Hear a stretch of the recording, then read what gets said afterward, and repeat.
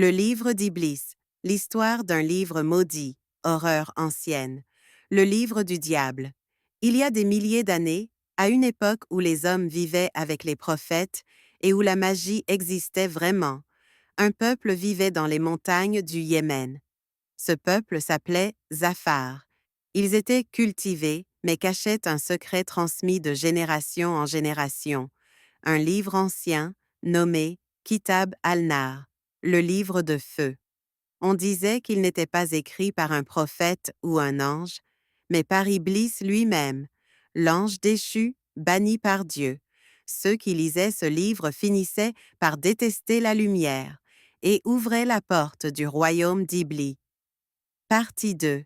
La malédiction du peuple pendant des siècles, le livre fut enfoui dans une cave scellée. Puis vinrent la sécheresse, la famine, la mort des enfants et la peur. Un groupe de jeunes décida de briser le tabou. Si ce livre vient d'Iblis, peut-être peut-il nous sauver. Ils creusèrent, ouvrirent la cave et trouvèrent le livre. Dès qu'il fut ouvert, des oiseaux noirs envahirent le ciel, les animaux devinrent fous, la terre trembla. Sur la première page, il était écrit: Iblis reviendra quand son nom sera appelé 3 fois dans l'obscurité. Et ils le firent. Partie 3. Le retour d'Iblis. À la 3e invocation, un cri terrifiant résonna, comme 1000 morts hurlant à l'unisson. La cave explosa. Fumée, feu et une ombre jaillirent.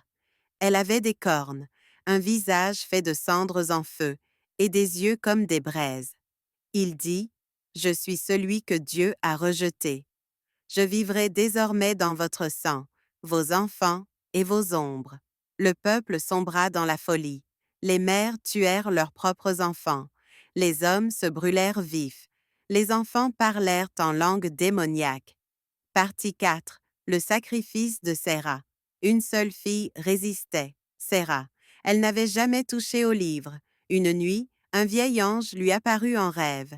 Iblis peut être arrêté si le livre est brûlé par une âme pure. Mais quiconque touchait le livre mourait brûlé. Séra créa un talisman avec son propre sang, pria et prit le livre. Lorsqu'elle le jeta dans le feu, une énorme explosion secoua le sol. Tout le village brûla. Les cris d'Iblis déchirèrent le ciel. Puis, silence. Partie 5. Le dernier secret. Mais l'histoire ne s'arrête pas là. On dit que le livre est détruit, mais ses cendres sont toujours cachées sous une montagne au Yémen. Et tous les 100 ans, quelqu'un, quelque part, touche ses cendres. Et Iblis revient. Peut-être pas dans un village cette fois, mais dans ta ville, dans ta maison, dans ton cœur.